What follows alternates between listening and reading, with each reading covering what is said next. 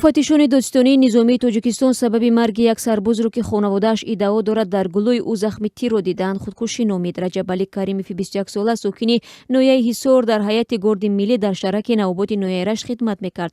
ҷасади ӯро рӯзи 3 май ба наздиконаш супурданд. Раҷабалӣ Каримов соли гузашта аз диҳаи ниёгони ҷамоати дурбати ноҳияи Ҳисор ба артиш ҷалб шуд ва аз муҳлати хидматаш 1 солу 2 моҳ гузашта буд. Садафмо Каримова модари Раҷабалӣ рӯзи 11 май дар суҳбат бо радиозудӣ гуфт, то як рӯзи пеш касе марги фарзандашро шаҳр надода буд. Танҳо рӯзи гузашта намояндаҳои додситонии низомӣ барояш гуфтанд, ки тире ки гулӯи Раҷабалиро сурух кард худи ӯ парондааст.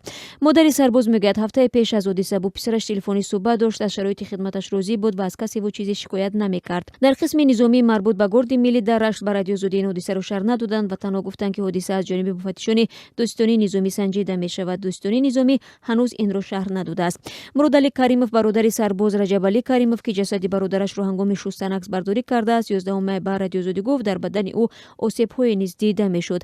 маъмулан дар аксари ҳодисаҳои шабеҳ ба ин пайвандон аз эҳтимоли латтокӯб шикоят мекунанд, аммо мақомот ҳамеша дар посух мегӯянд чунин осебҳо пас аз марг дар бадани ҷасад пайдо мешавад. моҳи марти имсол низ дар шаҳри Норак марги як сарбози гвардияи миллӣ сабт шуда буд. пеш аз он ҷасади Ҳасан Каримов сокини диҳаи Вахшӣ ҷамоати ваҳдати шаҳри Левакандро, ки 6 моҳ хидмат карда буд, ба пайвандонаш супурданд. мақомот гуфтанд, ки 2 афсар дар робита ба ин ҳодиса боздошт шуданд, вале ҷузъиёте аз ин ҳодисаро надоданд.